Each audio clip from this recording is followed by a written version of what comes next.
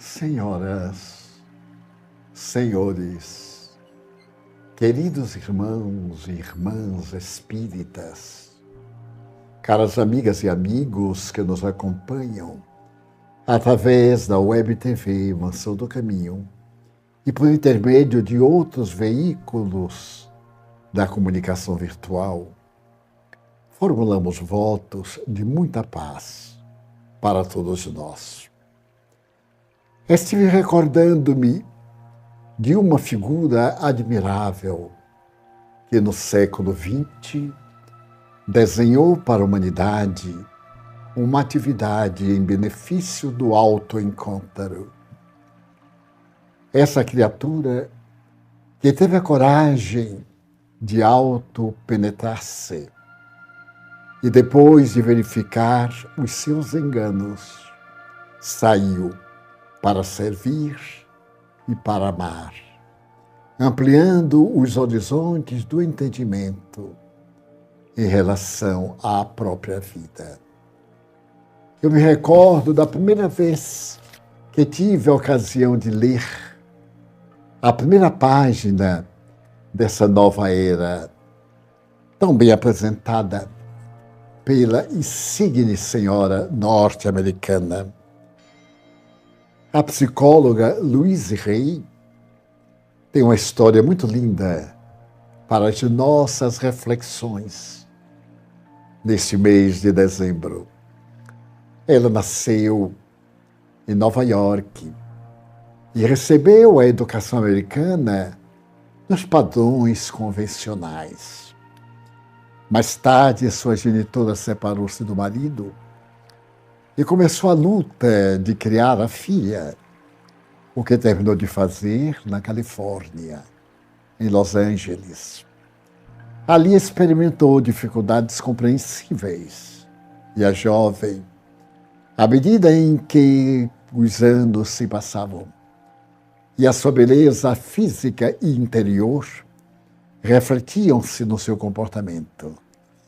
Então viveu as emoções de uma Los Angeles famosa para todo o mundo. Era natural que alguns desentendimentos viessem através do comportamento junto à sua genitora. E ela resolveu deixar o lar materno e viver a independência alucinada das horas fabulosas dos anos 50, chamados os anos dourados, das grandes ilusões da revolução da música, principalmente da dança, de relativa independência dos jovens, principalmente os grandes desafios da independência da mulher. E ela se tornou, inevitavelmente, uma pessoa caracterizada pela alegria de viver e resolveu trabalhar em uma situação não muito louvável.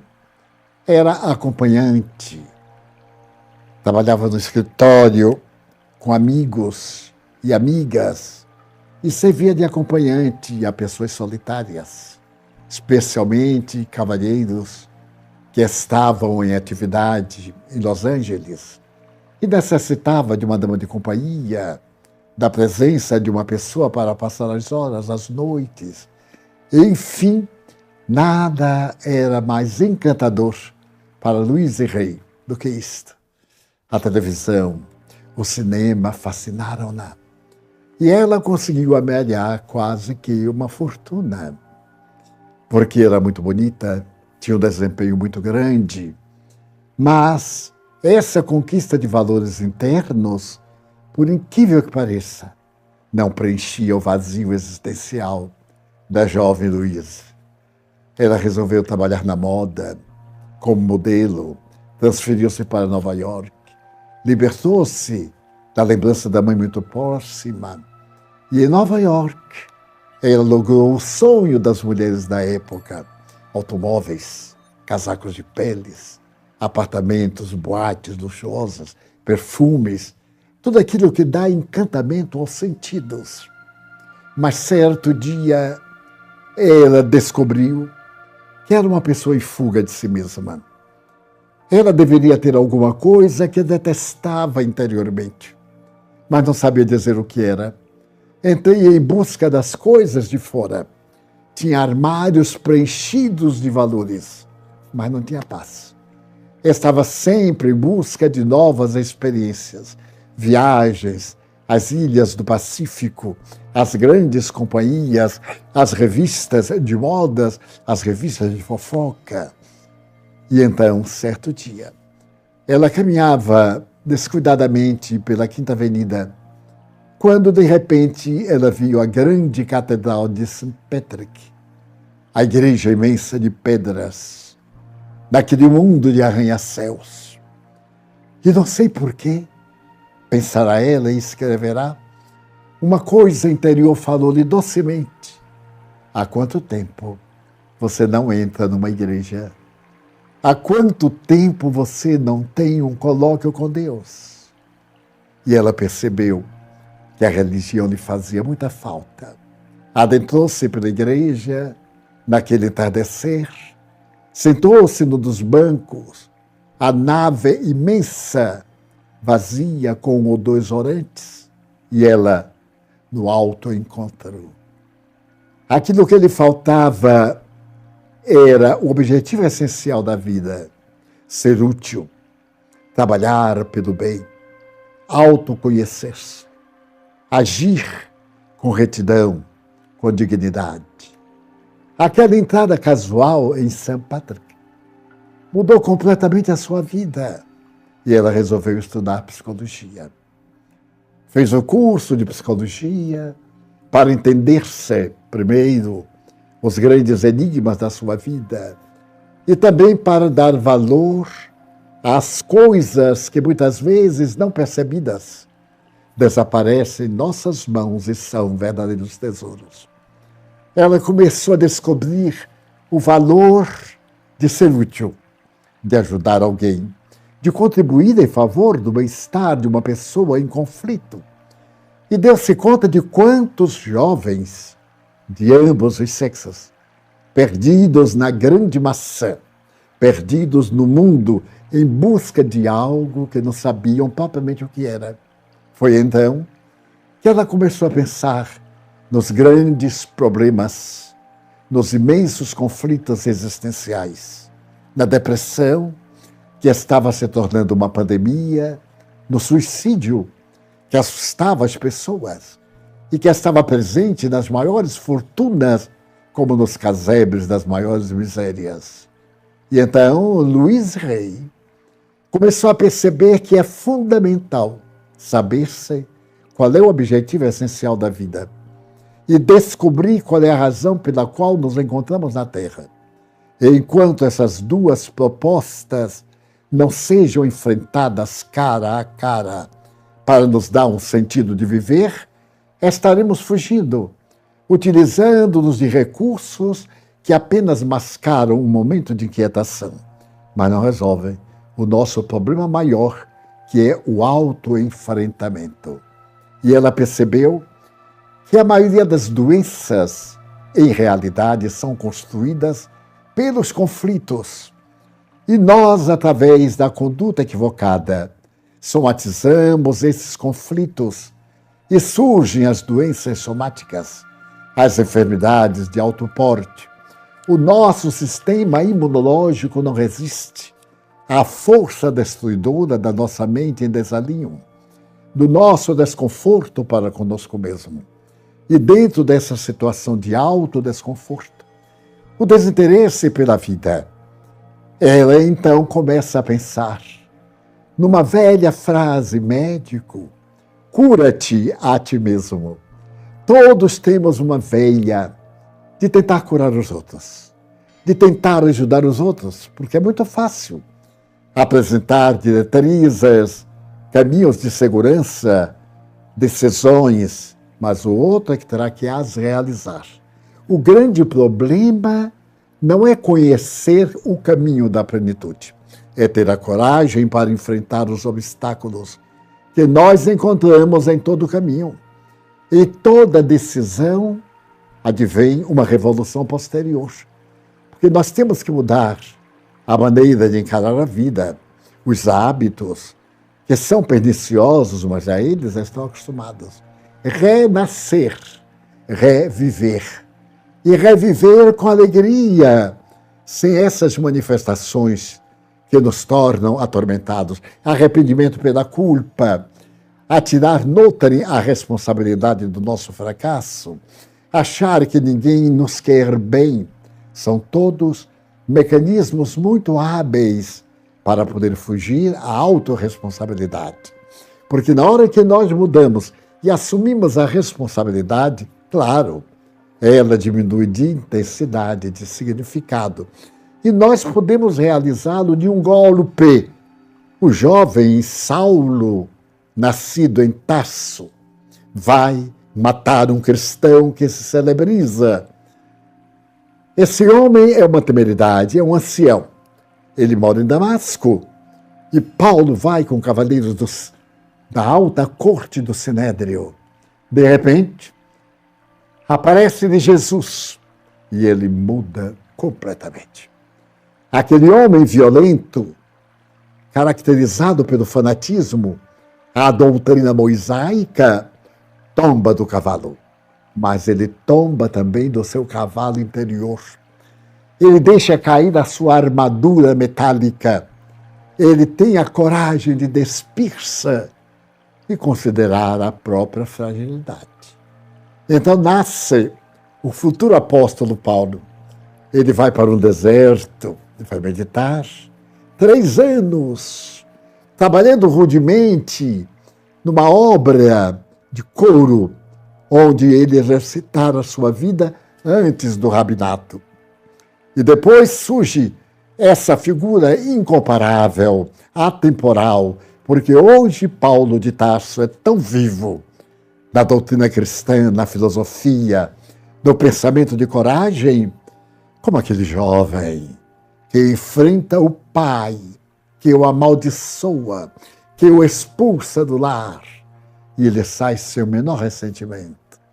Que enfrenta os amigos cristãos que não acreditam na sua renovação, que enfrenta o sinédrio e enfrenta toda uma vida de testemunhos, de dores e de júbilos por conviver com Jesus. Então é o caso. Ela percebe que a sua vida somente terá sentido quando o conhecimento psicológico puder ajudar alguém. E se transforma, indo lecionar na universidade, a cátedra de metafísica espiritual. Descobre que a vida não é somente o corpo, é o psiquismo, é aquilo que pensamos.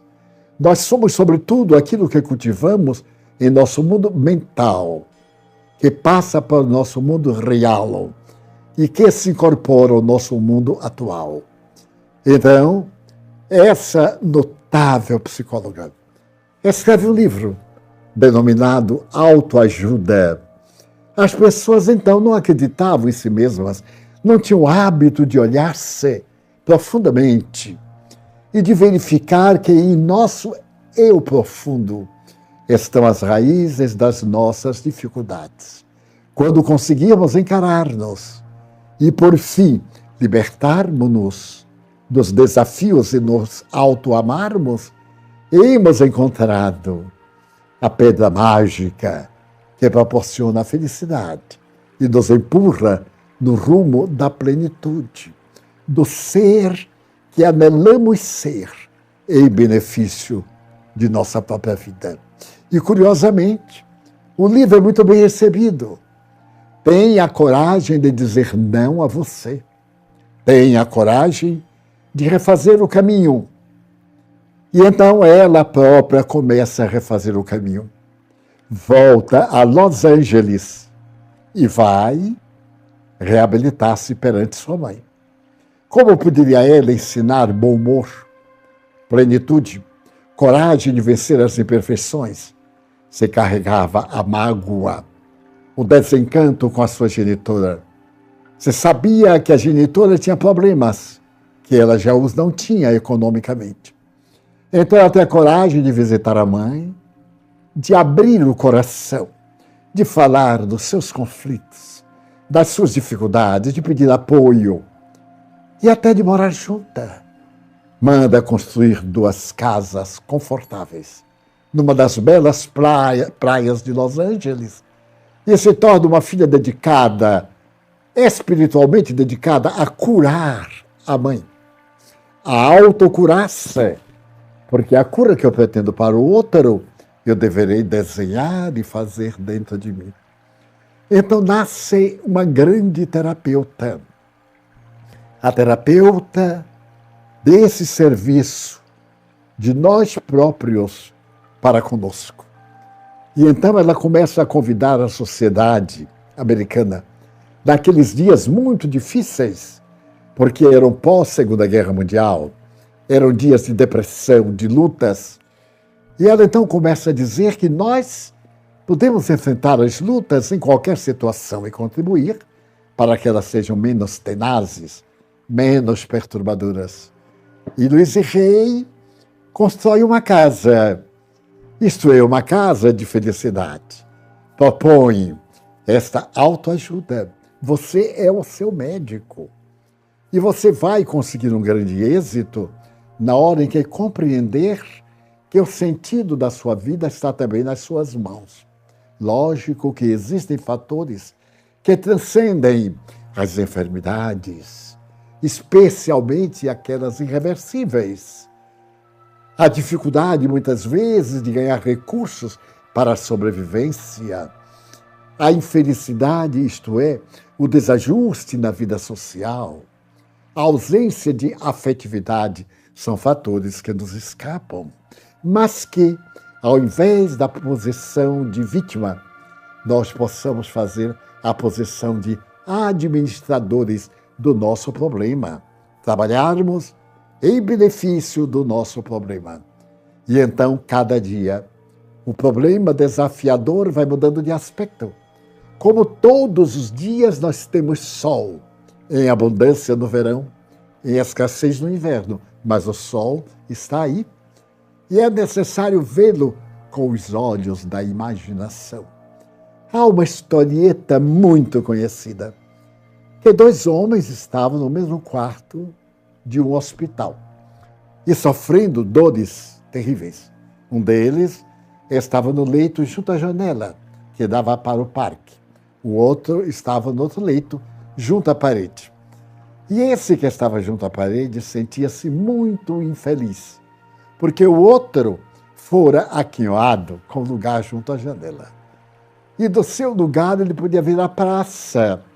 Havia ali uma praça, um coreto. Frequentemente havia espetáculos. Havia gente conversando e ele erguia um pouco a cabeça e dizia: mas como é bonito o dia de sol. E falar de flores. As flores ali do jardim. E o que estava cá. Não tinha visão de nada. O quarto frio.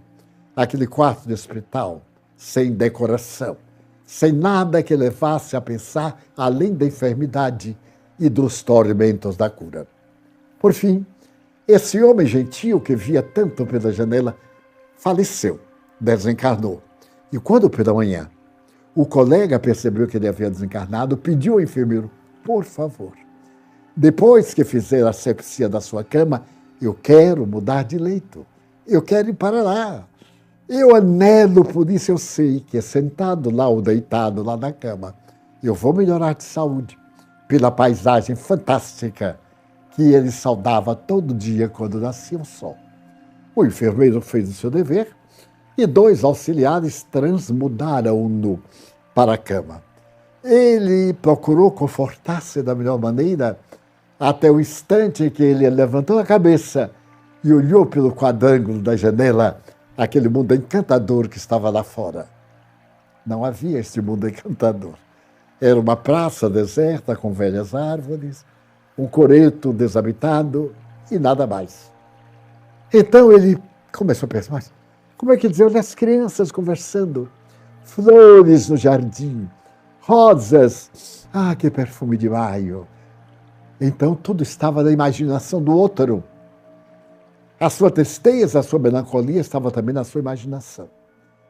Então ele olha para o retângulo da janela e imagina a alegria que o outro demonstrava e começa a repetir.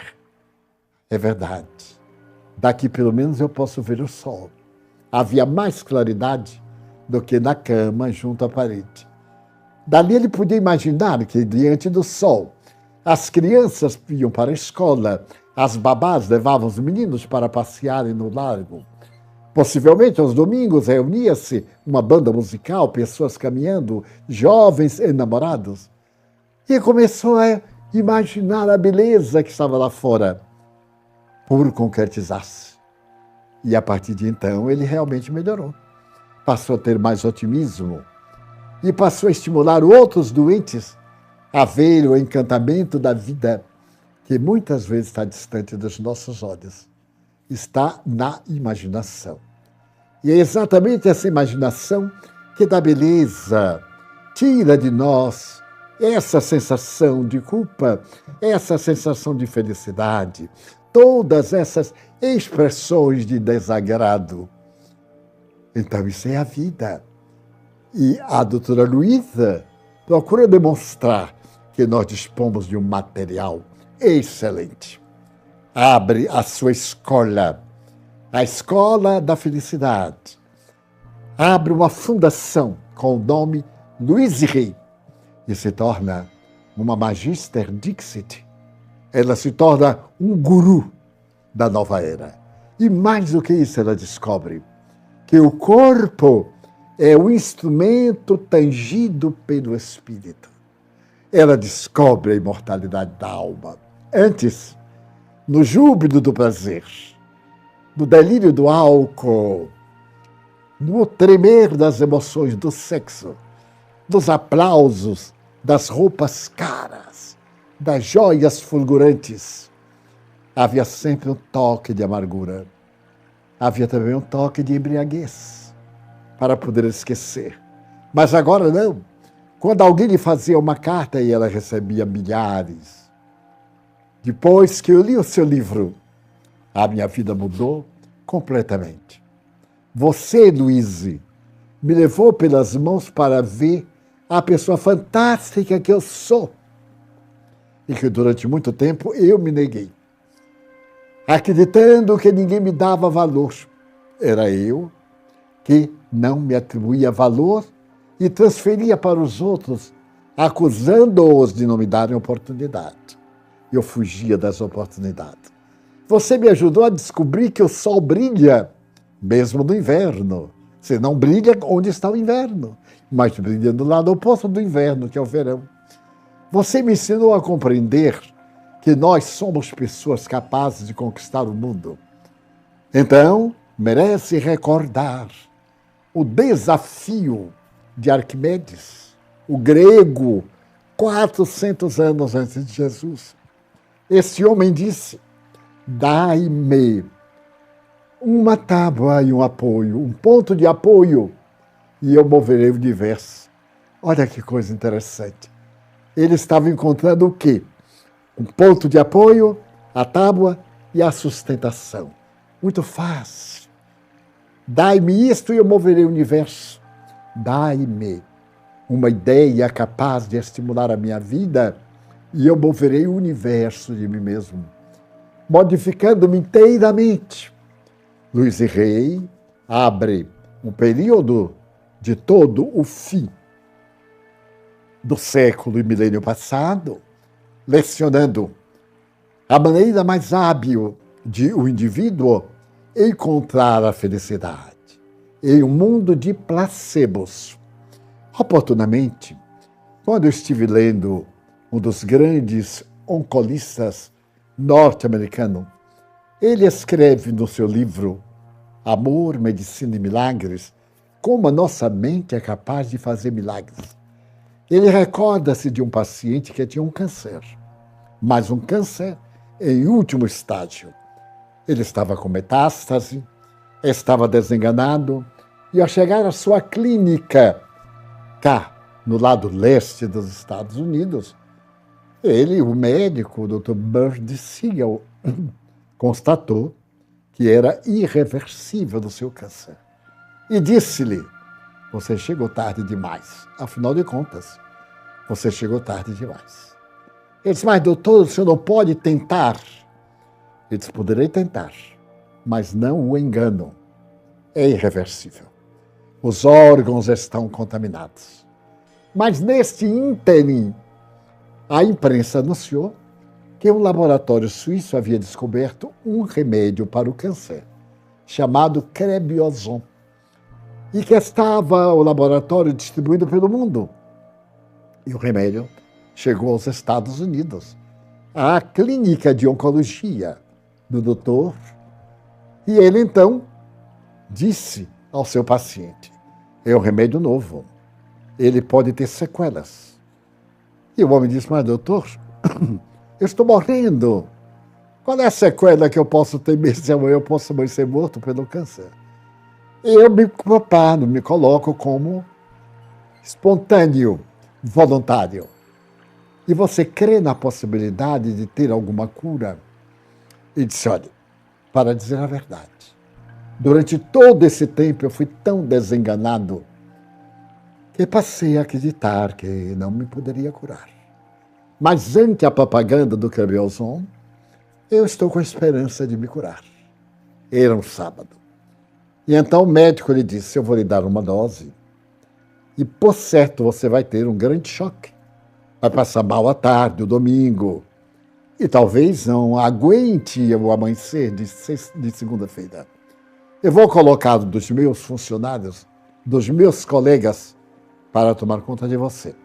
E fico em casa quase de plantão. Qualquer piora, é somente me chamar. Assim fez, foi para casa, não foi chamado sábado, nem domingo. E na segunda-feira, quando ele voltou ao serviço, surpresa, o paciente estava de pé, ele tinha muitos tumores, e os tumores parece que haviam diminuído em 48 horas. Ele olhou o homem alegre, dialogando com outros pacientes, ele chegou num estado deplorável, e disse, mas o que é isto? Ele disse, Crebiozon, estou curando-me, doutor. E o médico ficou encantado, continuou a dar-lhe as doses. 2 meses depois, assinou a sua alta. Ele pegou o próprio avião, viajou para o oeste americano e passou muito bem. 6 meses depois, a imprensa médica noticiou que o Crebiozon não era um remédio ideal para o câncer. Era um placebo. Ele nem era bom nem era mau. E foi feito um estardalhaço muito grande. O médico ficou sem entender. A verdade é que daí a alguns dias apareceu na sua clínica aquele paciente com a mesma sintomatologia.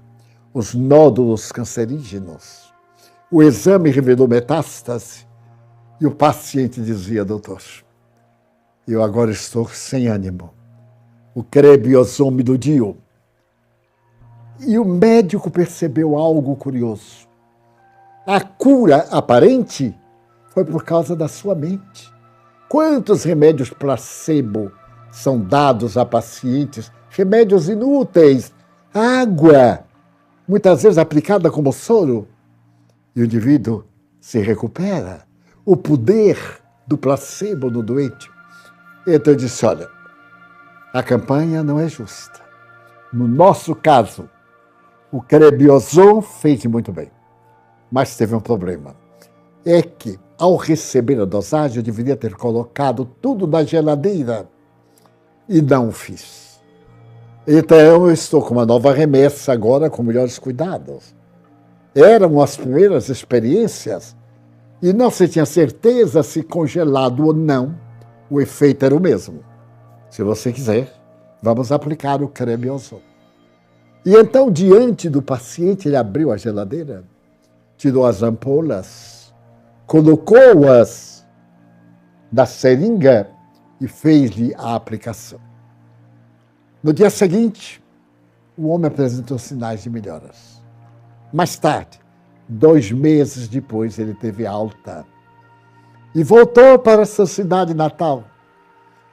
Mas a imprensa americana, muito cuidadosa, o Departamento de Saúde e de Medicamentos publicaram o resultado da experiência com pacientes voluntários. O remédio era inócuo, era mesmo que usar água potável, não valia nada. E houve uma desmoralização em massa. Quando o doutor teve a ocasião de ler essa crítica, ele disse: este homem vai ter a doença de volta por causa da mente dele. E ficou na expectativa. Uma semana, um mês, o paciente não veio. Ele então telefonou para o paciente, ele tinha o endereço, e veio a saber que quando o homem leu aquelas declarações científicas provadas, ele readquiriu a doença e morreu 2 semanas após. O poder da mente, da nossa autocura ou na nossa autodestruição. Então, o doutor teve um cuidado muito especial. Ele era materialista e se tornou espiritualista depois, diante dos fatos. Ele me disse pessoalmente em um seminário que fizemos juntos que nada mais extraordinário do que um fato. Quando ele fazia uma laparotomia em campo aberto, abria o paciente para ver o organismo e ele via os órgãos funcionando, o peito aberto, os órgãos, o intestino, o coração, o fígado. Aquela grandeza, ele tinha que acreditar em algo, não podia ser o acaso, que fez uma maquinária tão extraordinária como a nossa.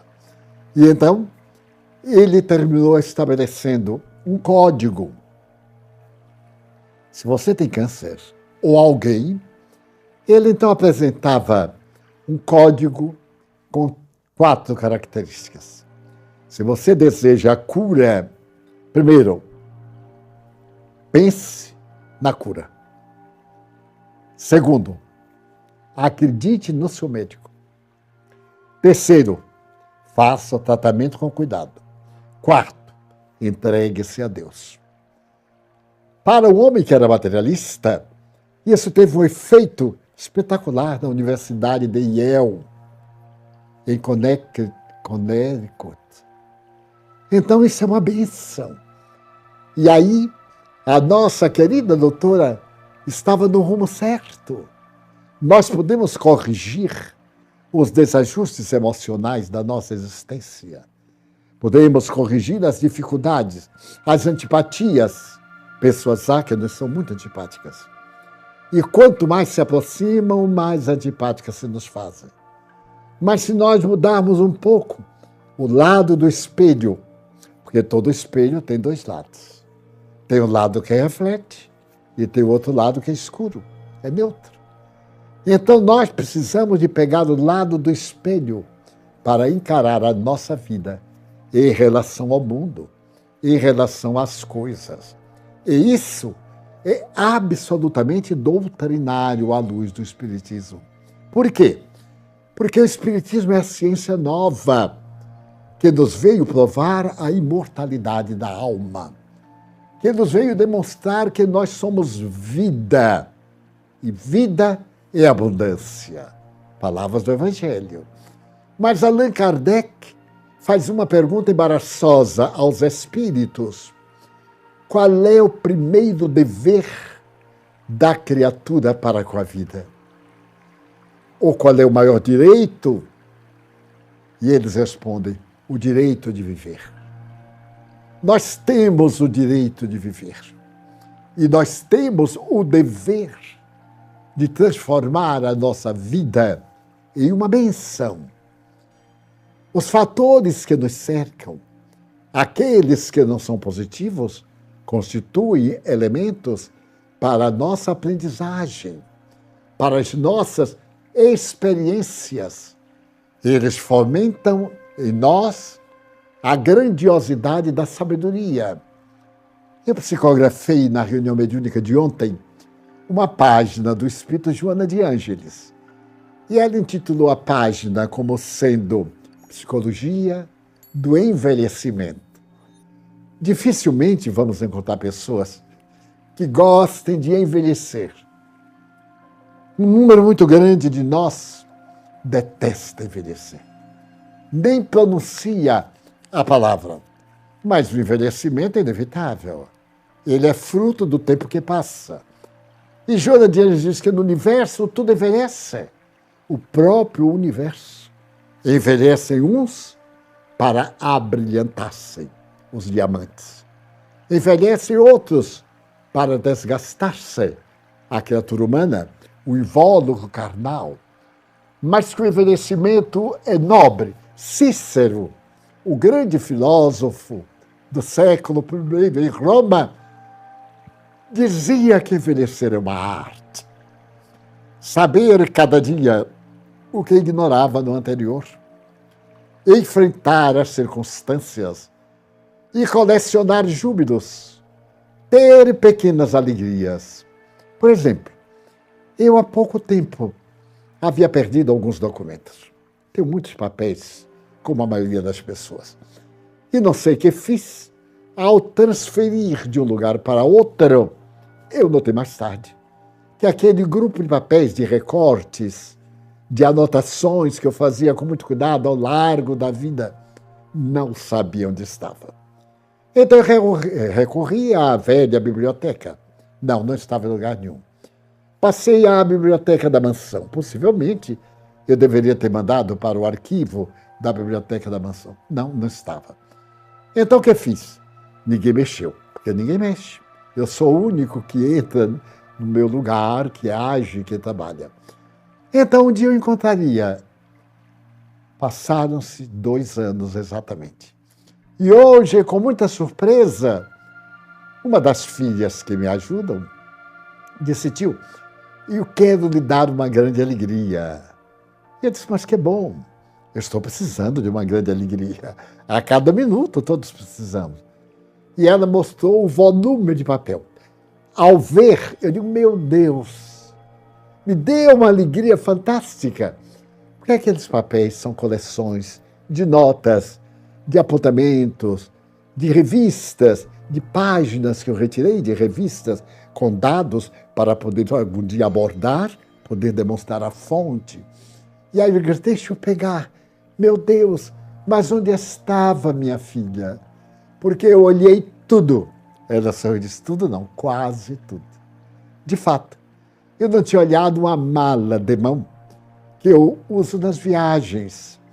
Eu tinha colocado numa das últimas viagens ao exterior, fiz a viagem, não usei, e quando retornei eu guardei a maletinha sem abrir. E não tirei o tesouro que estava lá dentro, envelhecendo. E hoje eu recebo o tesouro com um pouquinho de mofo, que faz parte da vida. É síndrome de envelhecimento. E ali estavam os meus tesouros. Então eu estive folheando para ver alguns antigos. E que verdadeiras pérolas, frases belíssimas de personalidades ímpares da cultura, do bem, da caridade. Aí voltaram-me a imaginação, a memória, e eu adornei-me de felicidade. E disse: aqui é o fruto de quase 93 anos. Mas vamos dizer, de 83, a partir dos 10, 11 anos, eu comecei a fazer recortes. Eu li uma página e, ao invés de guardar o periódico todo, eu tirava um recorte. Quando o tempo permitia, eu colava numa página em branco. Mas quando não permitia, eu dobrava, colocava numa coleção. E aí está essa coleção de mais de 80 anos, trazendo a memória do tempo e a minha alegria de que eu não envelheci, porque aquelas notícias não envelheceram. Acompanhamos ambos o tempo com alegria. Na minha manifestação de vida, diariamente agradeço a Deus. A alegria inefável de viver, o despertar, olhar o sol, olhar a vida e dizer: meu Deus, eu estou vivo na carne. Que bênção! É este veículo que eu posso dirigir em espírito para onde os frutos sejam mais opimos. Então, a proposta maravilhosa da nossa doutora, que nos ensina a autocura, é uma mensagem de esperança do mundo espiritual. Naquela lição que Joana escreveu, ela conta que numa região remota, uma lenda muito antiga, havia o mau hábito de se matarem os velhos e de se alimentarem deles mortos. O que aconteceu?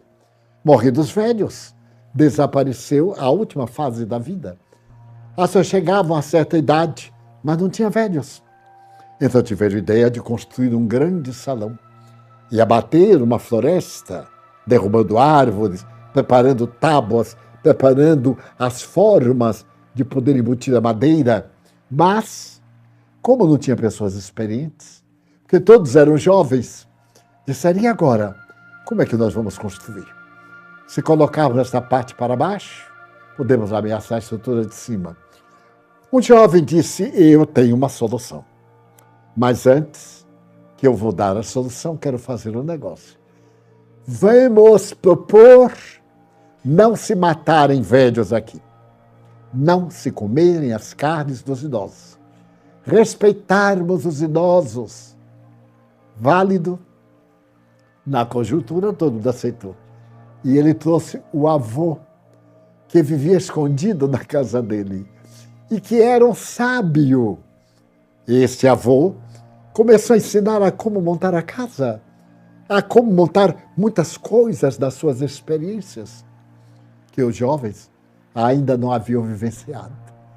E então, a partir de então, envelhecer não é perder a mobilidade, perder a beleza, porque cada período tem uma beleza típica, própria, para quem sabe ver.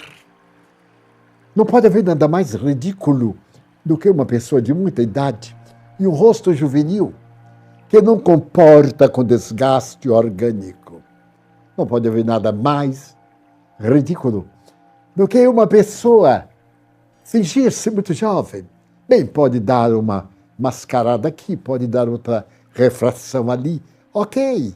Isto é bom gosto, é autoestima, é zelo por si mesmo. É uma forma também de preservar a máquina. Atender o organismo com ginástica, com exercícios, com bons pensamentos, fortalecer-se com ideias joviais, pensar no bem, atuar no bem, viver. Mas viver realmente, sem queixas, sem reclamações. Viver bendizendo a dor. Ora bem, então, a doutora consegue transmitir-nos, e o Espiritismo nos dá, que a maior bênção da vida é a própria vida. Então, eu que já passei por todos os estágios da vida, desde a primeira infância, agora, não direi a velhice, o estágio do envelhecimento. Quanto sabor nós temos quando vemos alguém titubeando em algo que nós já fizemos com a maior facilidade e dar a opinião sensata e justa no momento adequado. Então, a doutrina espírita é esta mensagem de vida eterna. O envelhecer é a véspera do rejuvenescer na imortalidade. É a porta, a desencarnação de entrada para uma outra faixa de vida, mas de vida gloriosa. Então, os imortais nos vêm dizer de que a Terra, onde estamos vivendo, passa por uma larga operação de aprimoramento, o envelhecimento. O nosso planeta jovem, e nós temos agora a alegria de vê-lo passar do mundo de provas e de expiações para o mundo de regeneração.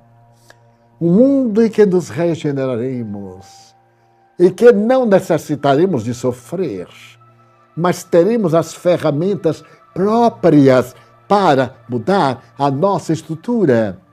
Imaginemos o parto de ontem, as tradições do momento do parto, a cirurgia hoje do parto, o parto na água da cócora, nas diferentes posturas, a leveza.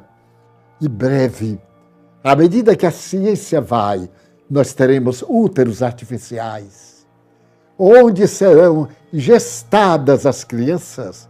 Seus pais contemplarão o filho fora do útero, em um instrumento que tem a aparelhagem do nosso organismo. Já estamos com inteligência artificial. É notável quando eu olho o telefone, faço-lhe uma pergunta, ou digo simplesmente, ligue-me com fulana de tal.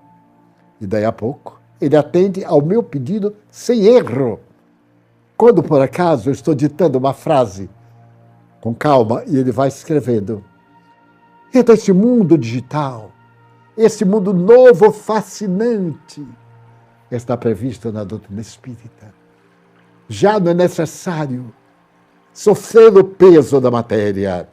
Eu vejo um operário de ontem, da minha juventude, e vejo um operário de hoje, seus direitos. Como ontem enfrentava o pedreiro, o marceneiro, o escultor, qualquer um, as árduas tarefas, o sol, a chuva, a ausência de uma indumentária própria, o salário mais do que miserável, o desprestígio, o ultraje que ele era atirado a cada instante. E vejo hoje o funcionário de qualquer teor, digno, respeitável, com seus direitos e como mudou a paisagem. Vejo nas grandes indústrias as máquinas que carregam tudo, apenas apertando um botão. No mundo de regeneração, para o qual estamos caminhando, com essas transformações de vária ordem que nos surpreendem a cada momento, a vida será muito mais agradável, factível, fascinante. Terminamos, na última sexta-feira, de psicografar mais um livro, ditado pelo espírito Manuel Filomeno de Miranda. Ele faz um estudo da pandemia, olhada do mundo espiritual para cá, e do mundo de regeneração. Então ele diz que nós estamos nos rumos, nos caminhos do mundo de regeneração. As obsessões coletivas, a sensibilidade das pessoas, como nós estamos sensíveis, aborrecemos-nos com tudo, desdenhamos tudo, ou nos atiramos nesta avalanche de loucura que denominamos prazer, e às vezes são torpes prazeres, que nos alucinam, que nos desgastam, que nos aniquilam. Então, podermos ver isto, escrito pelo Espírito Manuel Filomeno de Miranda, falando-nos da imortalidade, dos espíritos que desceram à Terra para poder enfrentar, ajudando-nos, a pandemia terrível, para inspirar os cientistas, microbiologistas, virologistas, desencarnados, também vieram nessa avalanche de espíritos de luz inspirar os cientistas dos seus laboratórios, inspirar os políticos à honestidade, à verdade, e também os perigos que estão ameaçando-nos com o vírus impertinente do Covid-19. Então esses espíritos vieram, e Manuel Filomeno de Miranda narra-nos, fala-nos da técnica de desobsessão. Eu próprio experimentei na carne as aflições mediúnicas. Todo médium é médium. E alguns espíritos não têm interesse que a verdade se expanda e atacam as pessoas probas, as pessoas do bem, os médiuns honestos, cristãos, trabalhadores, e os outros também. Então, nós estamos nessa luta, a luta do bem e do mal, da verdade e da impostura, da luz e da sombra. E vemos os vexilários de uma nova era, saudáveis. Se tem algum problema de natureza orgânica, a sua alma é saudável. A coragem, o espírito dinâmico de luta, de se jogar para fazer o bem, para deixar uma pegada luminosa na Terra. Então, Manuel Filomeno de Miranda narra essas experiências que nós ainda vamos publicar neste ano, neste querido dezembro, nos seus últimos dias. Porque os espíritos têm interesse pela nossa felicidade. Se a nossa vida não é melhor, é porque não a merecemos. Poderia ser muito pior. E me dizem os espíritos nobres com Bezerra de Menezes: meu filho, as dores que lhe assaltam são a cauda do cometa. A cauda que passa. Você está sendo abençoado porque não tem o choque do cometa frente a frente.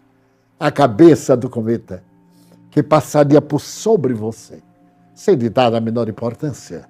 Porque é o universo, não é o indivíduo, uma criatura frágil como somos todos. E então eles nos dizem que nós deveremos louvar e agradecer. Então a vida se torna muito mais digna de ser vivida. Porque o mal-estar de agora é substituído pelo prazer de depois. Daí, vale a pena, nestes dias tumultuosos, cantar e louvar o Evangelho, as almas dedicadas ao bem, as mulheres e os homens probos, os que trabalham e a sudorese cansam-os, mas não os desanimam. Verem florescer o crime e diminuir o crime, porque ele por si mesmo se destrói. Vermos o cactus com espinhos arrebentado em flores. Então esse é o momento glorioso da humanidade. Estamos numa terra em transformações. Seja mais feliz. Experimente. Experimente ser mais gentil. Um pouco mais. Seja melhor em casa. É tão difícil porque convivemos muito e o longo convívio às vezes desgasta o conceito que temos um do outro. Então trate melhor a esposa, o filho, o gato que vai dormir com você, o cão que se aproxima da sua cama e que se deita quase no seu braço, enternecido e ressona. Vivemos os dias da vida em seus aspectos. Já não cortamos flores, embelezamos com plantas. Já não maltratamos a natureza, melhoramos os fatores ambientais para que ela estue. Já não perseguimos animais, respeitamos-los e os amamos, agradecendo a forma como nos olham, quase falando. A maneira como correm para o nosso regaço, como se alegram com a nossa chegada, como nos sentem, convidando-nos à fraternidade universal e o amor entre nós. Tolerarmos um pouco, compreendermos que o outro talvez não consiga. Ele se esforça, mas não consegue. Então, ao invés do reproche, paciência, envelhecimento. Se não morrer, ele vai envelhecer e vai saber. E no momento da partida, aureolado pelas bênçãos de uma longa existência e de realizações dominantes, a dádiva de filhos que se reproduziram da sua carne sob a bênção de almas queridas de outras vidas.